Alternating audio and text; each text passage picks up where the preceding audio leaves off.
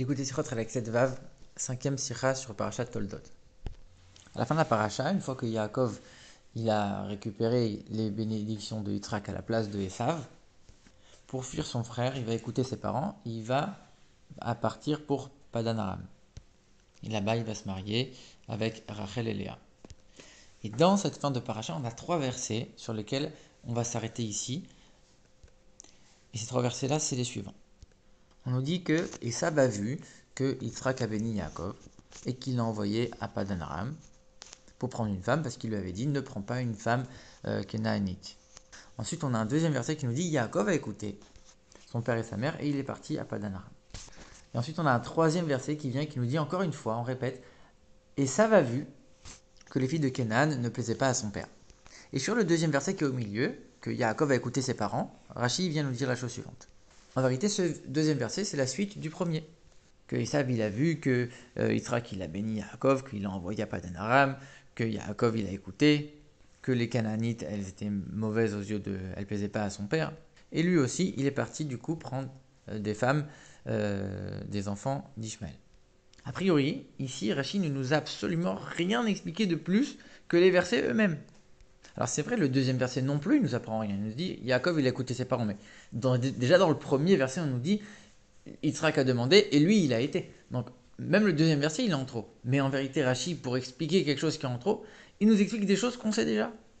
En plus, dans ce que Rachid va citer, il cite tout. Par contre, il y a un truc qu'il ne cite pas, c'est que Yitzhak avait interdit à Yaakov de se marier avec une Canaanite. Ça, c'est important, et pourtant, Rachid ne le cite pas. Et puis maintenant, Rachid est en train d'expliquer le deuxième verset.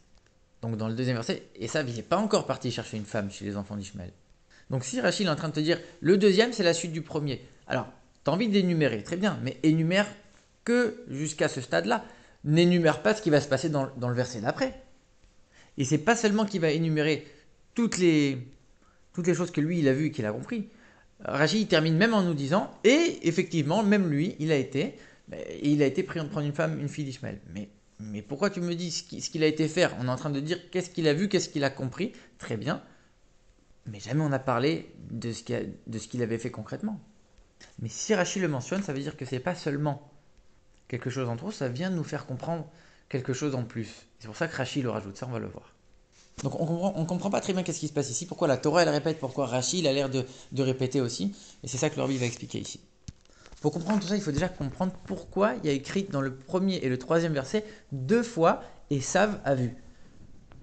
Comme s'il y avait deux étapes, il y avait deux choses qu'il a vues, deux manières de voir.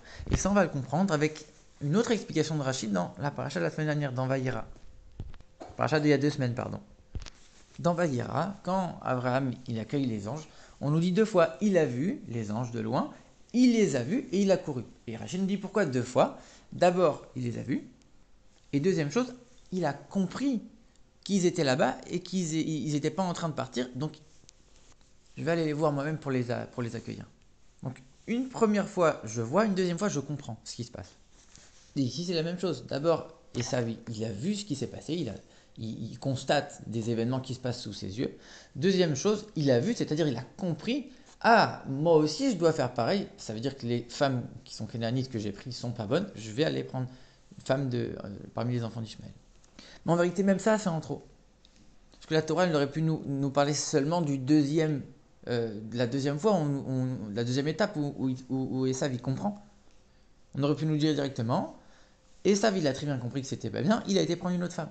Après, on lui dit, il a vu ça, il a vu ça, il a vu ça, on énumère tout ce qui s'est passé, en long, en large et en travers, et après on nous dit quoi? Ah, il a vu, il a compris, et donc, on aurait pu très bien commencer avec ça en nous disant tout de suite, il a compris que c'était pas ça, il a changé de femme, c'est tout. Enfin, il n'a pas changé, il a pris des femmes en plus. Et donc même ça, c'est en trop quelque part. Alors ici, en vérité, Rachid, il vient répondre à une question évidente qui se pose. La Torah, elle nous explique ici que Esav, il a compris que les femmes kénaanites ne plaisaient pas à son père. Parce qu'il a vu son frère Yaakov, à qui on a dit que c'était pas bien, il est parti très loin pour prendre une autre femme. Très bien. Mais alors dans ce cas-là, si Esav, il avait voulu faire plaisir à son père, pourquoi il n'est pas parti lui-même aussi, comme Yaakov, à Padan Aram, prendre une femme là-bas, comme ses parents l'ont voulu?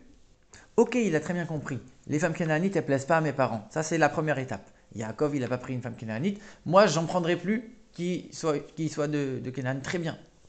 Mais Yaakov, il a fait la deuxième étape. Il est parti à Padan Aram prendre une femme là-bas. Pourquoi toi, tu t'es arrêté à la première étape? T'as pas fait la suite? Parce que Esav, il n'a pas compris les choses comme ça. À aucun moment, il a fait le lien entre le voyage de Yaakov à Padan Aram avec le fait de ne pas prendre une fille de Canaan. Il s'est jamais dit, mes parents, ils ont envoyé Yaakov là-bas pour trouver une femme là-bas. Non. Pourquoi mes parents, ils ont envoyé Yaakov là-bas? Parce que c'était sa manière d'accomplir la bénédiction que Yitzhak lui avait donnée. C'est là-bas que sa bénédiction allait s'accomplir. C'était la suite logique de la bénédiction d'Yitzhak. C'était que Yaakov s'en aille là-bas pour que la bénédiction s'accomplisse et se concrétise. Mais moi, je ne l'ai pas reçue cette bénédiction. Donc ça n'a rien à voir avec moi. Donc j'ai rien à faire à Padan Aram. C'est pas du tout pour aller chercher une femme que Yaakov il a été. Et donc lui, qu'est-ce qu'il a fait? Il a été prendre une femme chez les enfants d'Ishmaël.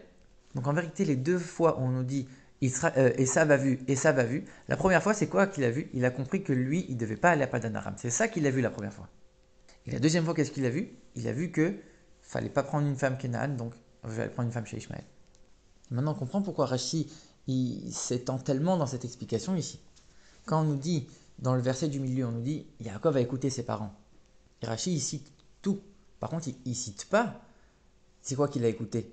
C'est de ne pas prendre une femme de Canaan. Ça, que son père lui interdit. Ça Rashi ne le cite pas. Pourquoi? Parce que quand Esav a vu que Yaakov a écouté ses parents, à aucun moment il a fait le lien entre le fait d'écouter ses parents, c'est-à-dire d'aller à Padan Aram, et le fait d'aller prendre une femme là-bas, puisque pour lui, c'était pas lié. Donc c'est ça que Rashi veut nous faire comprendre ici. Il va pas citer, il cite tous les événements, mais il cite pas celui-là. Pour nous dire, ce que Yaakov a écouté ses parents, c'est pas du tout le fait de ne pas se marier avec une Kénaanite en allant Padan Aram. Pour Esav, c'est pas du tout connecté. Donc Rashi, il enlève ce détail de l'énumération. Pour montrer dans la tête d'Esav, ça n'existe pas, c'est pas encore. Par contre, qu'est-ce qu'il énumère? Rashi, il énumère pas le fait que Yitzhak a interdit à Yaakov de prendre une fille de Canaan. Par contre, il change, il dit quoi? Il dit, il a vu que les filles de Canaan étaient mauvaises aux yeux de son père. Ça, c'est pas, en fait, ça concerne lui. Ça concerne le troisième verset qui dit que, et ça va vu, là il a vu, il a compris. Donc on voit dans la fin, à la fin du troisième verset, il a été se marier avec une fille d'Ishmaël.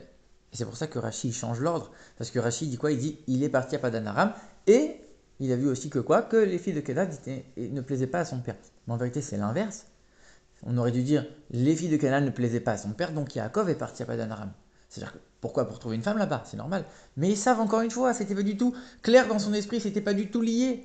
Donc il a vu que Yaakov est parti, très bien, il est parti parce qu'il y avait plein d'autres raisons, il est parti. Et après, il a vu que les filles de Canaan étaient mauvaises aux yeux de son père. Mais ça n'a rien à voir avec Yaakov. Ça maintenant, ça me concerne moi, ils savent. Donc Rachid le met en deuxième partie de son explication à la fin, et il termine en disant, et c'est pour ça qu'il a été concrètement chercher une femme chez Ishmaël. Donc c'est pour ça que Rachid coupe vraiment son énumération en deux. D'abord, il y a ce qui s'est passé avec Yaakov, que Yitzhak l'a envoyé, Yitzhak l'a béni, il est parti à Padan Aram, tout ça c'est la bénédiction d'Yitzhak. Ça n'a rien à voir avec le mariage, etc. Et ensuite, il y a, j'ai vu que ces filles-là ne plaisaient pas à mon père, et donc Rachid termine en parlant de ce qui s'est passé concrètement, même si ce n'est pas dans l'énumération, puisque c'est pas ce que et ça va vu, c'est ce qui s'est passé, pour nous dire le fait qu'il a vu que les filles de Canaan ne plaisaient pas à son père, c'est ça qui a fait en sorte que lui, il a été prendre des filles d'Ishmaël. Mais par contre, ça n'a rien à voir avec Yaakov. C'est pas du tout pour ça qu'Yaakov est parti. Donc on coupe vraiment, Rachid coupe l'énumération en deux. Donc Esav, il veut montrer absolument à son père, il dit regarde, je suis pas du tout moins bien que Yaakov, au contraire, je suis même mieux que lui.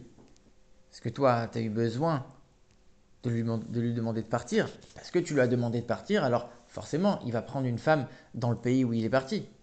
Mais moi qui suis resté ici, et à qui tu n'as rien demandé, et je vais te montrer que quand même, je ne vais pas prendre une femme de Canaan. Donc au contraire, regarde à quel point je suis mieux que Yaakov.